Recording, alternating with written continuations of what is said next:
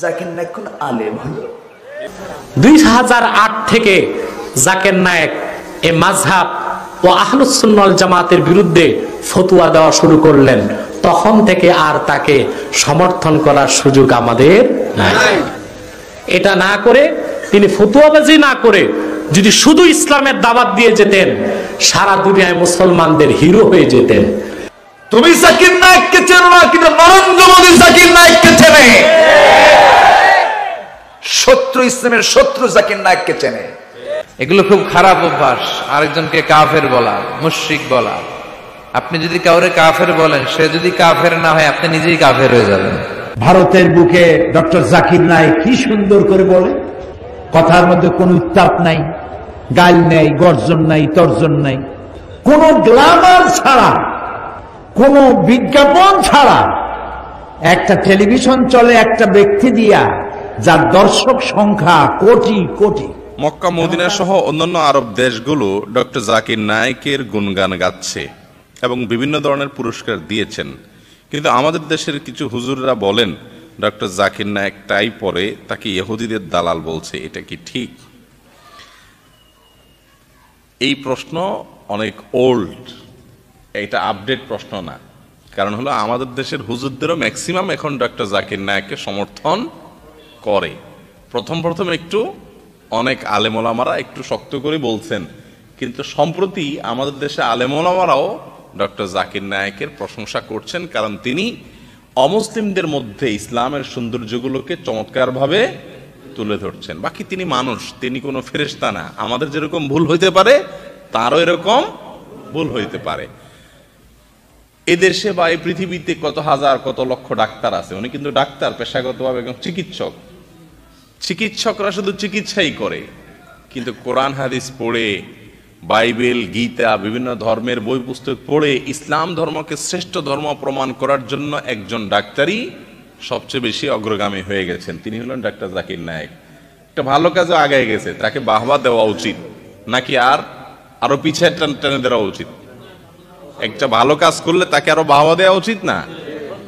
তার মাধ্যমে শত শত হিন্দু মুসলমান হয়েছে, শত শত খ্রিস্টান মুসলমান হয়েছে। আমি ব্যক্তিগতভাবে দুবাইতে গিয়েছি তার দাওয়াতে, তাকে পাশে থেকে দেখেছি, তার সঙ্গে কথা বলেছি ঘন্টাকে ঘন্টা ধরে। তার মতো বিনয়ী মানুষ, বিনম্র মানুষ, আলেমদেরকে অনেক শ্রদ্ধা করেন। বাকি ওই যে বললাম, মানুষ, কেউ আমরা ভুলের ঊর্ধ্বে। শুরুর দিকে তিনি কিছু কথার মধ্যে ওনার ভুল হতো, যেগুলো পরবর্তী তিনি সংশোধন করছেন, ওলামাদের পরামর্শ নিয়েছেন। এই জন্য সমালোচনা তো করাই যেতে পারে, কিন্তু সমালোচনা করতে করতে আমরা অনেকে ইহুদিদের দালাল বানাই দিই।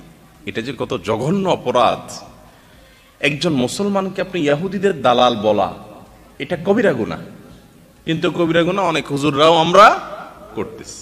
আল্লাহ তাআলা আমাদেরকে বোঝার তৌফিক দান করুন। টাই পরার যে বিষয়টা, ওনাকে সরাসরি আমরা জিজ্ঞাসা করছি টাই পরার বিষয়ে দুবাইতে।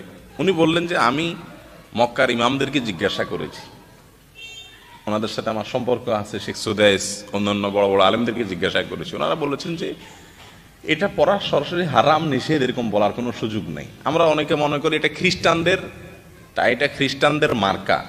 জাকির নায়েক সাহেব বললেন যে এখনো পর্যন্ত আমি এটা নিয়ে প্রচুর পড়াশোনা করছি, খ্রিস্টানদের ধর্মের কোনো নিদর্শন বহন করে টাই, এরকম কিছু আমি এখনো পর্যন্ত পাই নাই। তবে হ্যাঁ, আমরা অবশ্যই বলবো মুত্তাকি, পরহেজগার, নেককাররা যে ধরনের পোশাক পরে সে ধরনের পোশাক পরাটাই ভালো। জাকির নায়েকের নাম শুনেছেন আপনারা? উনি লোকটা কোন দেশে? বলেন কোন দেশে? ভারতে। সেখানে কোন জাতি বেশি, হিন্দু না মুসলমান? হিন্দু। আর উনি কি মুসলমান। বাড়ি কোথায়? ভারতে, ইন্ডিয়াতে। আচ্ছা, মুম্বাই বাড়ি। এখন আছেন কোথায়? এর আগে ছিলেন কোথায়? সৌদি আরব। এর আগে ছিলেন কোথায়? এই যে ঘোরাফেরা হচ্ছে, এগুলো কি? মানে এগুলো কি? তাহলে এই আয়াতটা ওনার সাথে কি যায় না? মানে এই আয়াতটা কি ওনার সাথে যায় না? ইন্নাল্লাযীনা আমানু ওয়াল্লাযীনা হাজারু, যারা হিজরত করেছে। আমার নবী কি হিজরত করেন নাই? সাহাবীরা হিজরত করেন নাই? আমার দেশে সহ বিশ্বের অনেক দেশে, যেরকম ইউসুফ আল কারজাভি, পৃথিবীর 1 নম্বর আলেম তিনি, যার বয়স 100+, ইউসুফ আল কারজাভি, মিশরের ডক্টর ইউসুফ আল কারজাভি এখন প্রেজেন্ট ওয়ার্ল্ডের টপ ক্লাস, ফার্স্ট ক্লাস নিয়ে একজন আলেম তিনি। আচ্ছা, ওই লোকটার বাড়ি হলো মিশর, পড়ে আছে হলো কোথায়? পড়ে আছে মনে হয় মিডল ইস্টের কোন একটা দেশে, কুয়েত কি কাতারে মনে হয় পড়ে আছেন তিনি। তার কাতারে, হ্যাঁ হ্যাঁ কাতারে তিনি পড়ে আছেন। আচ্ছা, তাহলে মানুষ হলেন মিশরে, পড়ে আছেন কোথায়? তাহলে ইন্নাল্লাযীনা আমানু ওয়াল্লাযীনা হাজারু, যারা হিজরত করেছে, তাহলে হিজরতের পুরস্কার আছে না নাই? আসতে বলবেন না, আছে না নাই? আমার দেশের কিছু কাঠমোল্লা বলে জাকির নায়েক কোন আলেম হলো, আছে না এরকম? আছে। তুমি কোন কসু, তুমি যে জাকির নায়েককে আলেম বলো না, তুমি কি করেছো? তুমি জাকির নায়েককে চেনো না, কিন্তু নরেন্দ্র মোদী জাকির নায়েককে চেনে। শত্রু ইসলামের শত্রু জাকির নায়েককে চেনে। আর তুমি মুসলমান, তুমি আলেম পরিচয় দাও, তুমি আল জাকির নায়েককে চেনো না। আফসোস, দুঃখে বুক ফেটে যায় আমাদের মাঝে মাঝে। নরেন্দ্র মোদী, দমোদর দাস নরেন্দ্র মোদী মাহাথির মোহাম্মদকে বলতেছে মালয়েশিয়ার, মাহাথির আমাদের জাকির নায়েককে আমাদের দেশে ফেরত দাও। মাহাথির বললেন, তুমি গোটা বিশ্ব পৃথিবীর সবচেয়ে বড় গণতান্ত্রিক রাষ্ট্রের রাষ্ট্রপ্রধান হতে পারো, কিন্তু জাকির নায়েক তোমার সম্পদ নয়, জাকির নায়েক গোটা মুসলিম উম্মার সম্পদ। জাকির নায়েকের সাথে কাবার শরীফের ইমাম ডক্টর আব্দুর রহমান সুদাইসি ঘন্টার পরে ঘন্টা বসে বসে গল্প করে। আর আমার দেশের কিছু কাঠমোল্লা কয়, ও তো আলিমই না, তুমি কোন কসু। জাকির নায়েক এর বিরোধিতা করে, এগুলির কথা কইয়ে লাভ নাই। জাকির নায়েক হলো আয়াতুম মিন আয়াতিল্লাহ, এটা আল্লাহর নিদর্শন এই পৃথিবীর বুকে। কারণ তারে আল্লাহ যে কি দিছে, সুবহানাল্লাহ, ওনার স্পেশালিটি কি? মুকারানাতুল আদিয়ান। মুকারানাতুল আদিয়ান ইংরেজিতে বলে কম্পারেটিভ রিলিজিয়ন, মানে ধর্মের তুলনামূলক স্টাডি। এই ক্ষেত্রে তার জুড়ি নাই বর্তমান পৃথিবীতে। এবং তিনি যখন হিন্দু ধর্মের রেফারেন্স দেন, হিন্দুরা হা করেছে, কইলু কি যারা জানেই না, উনি রেফারেন্স দিচ্ছেন তার কত নম্বর শ্লোকে, কোন কিতাবে, কখন বলে দিচ্ছেন। আর পন্ডিতেরা ওনার কাছে বুঝাতে গেছে চুপ করে, মনে হয় এরা প্রাইমারি ছাত্র। দেখেন না আপনারা টেলিভিশন, উনি যখন তওরাত থেকে রেফারেন্স দেন, ইনজিল থেকে দেন, একটা থেকে একটা দেন, আমি অবাক হই যে আল্লাহর খাস একটা তার অনুদান তার প্রতি। উনি কিন্তু হালাল হারামের ইমাম না, আমার যখন ফেকার ইমাম আলেম, উনি সেটা না, উনি হলেন মুকারানাতুল আদিয়ানের, ওনার এটা স্পেশালাইজড। আলহামদুলিল্লাহ। কাজী যারা ওনার পিছনে লাগছে, শামসিকির শামসিকির শামসিকির চিনেন? শামসিকির চিনেন না? সূর্যের ব্যাঙ্গায়, কে ব্যাঙ্গায়? শামসিকিরি। এরা সূর্যের জ্বালায়, চোখের জ্বালায় রেখে বের করতে পারে না। কোথায় থাকে? গর্তের মধ্যে। আপনি জাকির নায়েকের সামনে বসতে কথা বলতে পারবেন? আপনি ফালাফালি করেন, দেখি না কয়টা দিতে পারেন আপনি? তওরাত থেকে, ইনজিল থেকে একটা একটা করে কোরআনের হাক্কানিয়াত আর বাকি ধর্মগুলির বাতিল এমন ভাবে বাতিল করে ওরা নিজের হাত করে থাকে। আজ পর্যন্ত তার সামনে মোকাবিলা কেউ দাঁড়াতে পারে নাই। আমাকে এগুলি কয়ে লাভটা কি? হ্যাঁ, তিনি আলে হাদিস, আমাদের প্রচলিত আলে হাদিস, গায়রে মুকাল্লিদ। কোন এক বক্তার নাম এখানে নিয়েছে, এমন এক বক্তা ওরে চিনে না 100% মানুষ, 3% মানুষ বাংলাদেশে চিনে। আমি নাম নিলে তুই জিরো হিরো হবে, তুই চালাকিটা করো কেন? এই বক্তার নাম হিডেন রাখো। এই বক্তা বলেছে জাকির নায়েকের ভুল তিনি খুঁজে পায় না। আচ্ছা, অন্ধ কোনো দিন অন্ধকে পথ দেখাইতে পারে? কথা বলেন। কানা কানারে পথ দেখাইতে পারবে? লাগবে না, কথা বলে না। দেখেন না কানারা গীত গায় আর একসাথে চলে, লাঠি একটা সামনে মনে করতে, দেখেন নাই। তো জাকের নায়েক কি ভুল করছে এটা ধরার জন্য তো ওই রকম আলেম লাগবে। জাকের নায়েক তো এই বক্তার মতো যেন তেন লোক না, অনেক পড়াশোনা আছে তার। অনেক পড়াশোনার পরও কিছু ক্ষেত্রে তার ভুল আছে। 2007 সাল পর্যন্ত doctor Zakir Naik comparative religion, তুলনামূলক ধর্মতত্ত্বের উপর কাজ করেছে। অন্য সব ধর্মের অসারতা প্রমাণ করে ইসলামের মহাসত্যতাকে তুলে ধরেছেন। পৃথিবীতে হাজার হাজার মানুষ মুসলমান হয়েছে, কিন্তু 2007 সালের পরে তার এই চ্যানেল চালানো সম্ভব হয় নাই, পিস টিভি।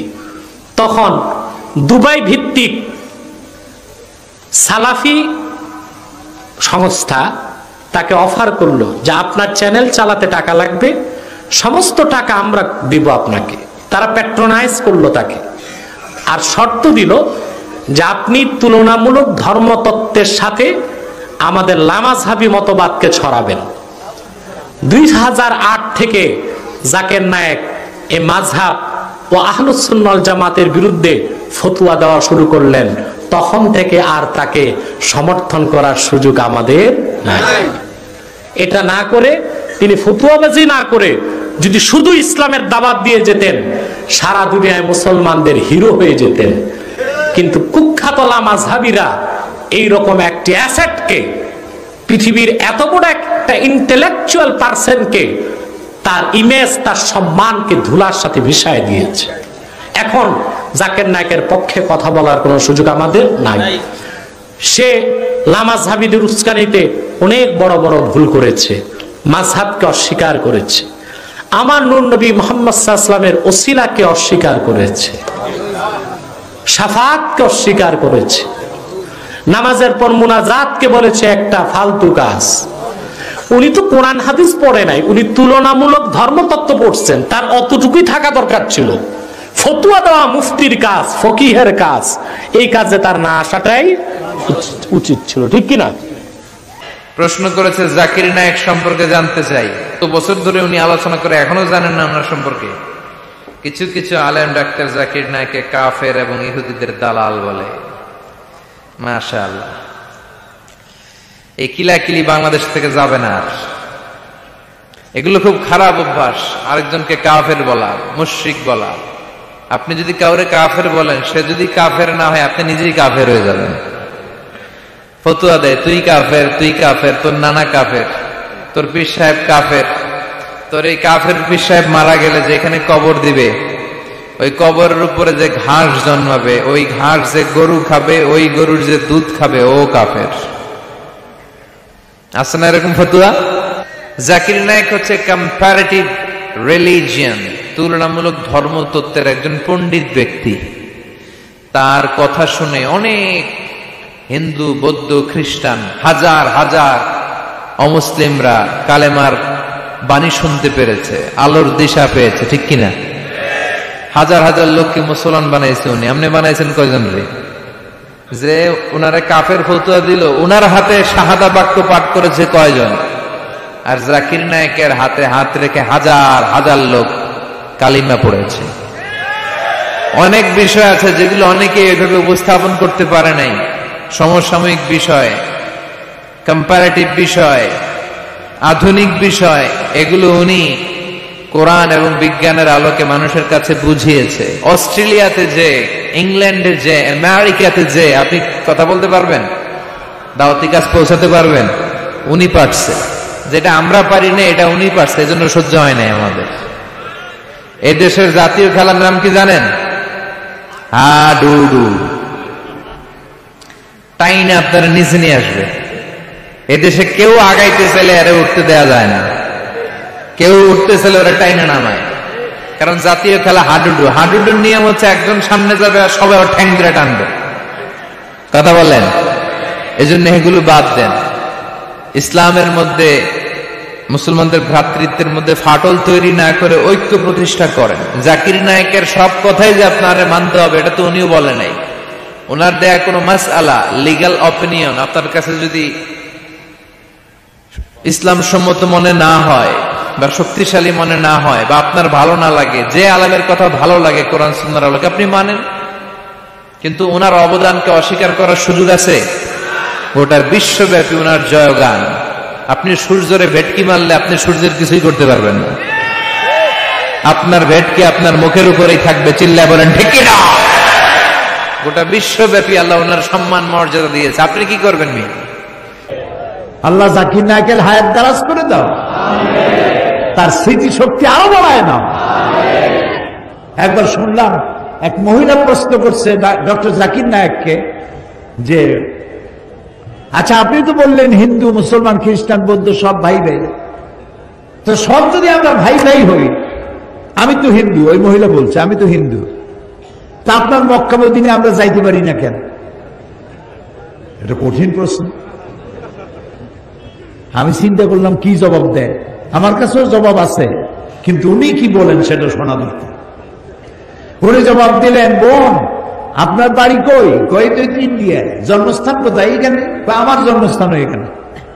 আচ্ছা বোন আপনি কি জানেন যে ইন্ডিয়ায় এমন এমন জায়গা আছে যেখানে এখানে জন্মগ্রহণ করার পরেও সে জায়গায় আপনি আর আমি যাইতে পারি না, এরকম জায়গার নাম জানেন?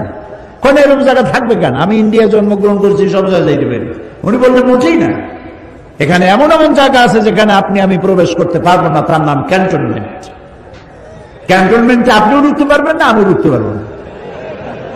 ক্যান্টনমেন্টে ঢুকবে যারা নিরাপত্তার দায়িত্বে, দেশ রক্ষার দায়িত্বে যারা আছে, যে কোনো মুহূর্তে ডাক দিয়ে পড়ে জান দেওয়ার জন্য, রক্ত দেওয়ার জন্য, জীবন দেওয়ার জন্য ঝাঁপায় পড়বে, সেসব সেনাবাহিনীর জন্যই ক্যান্টনমেন্ট তৈরি করা হয়।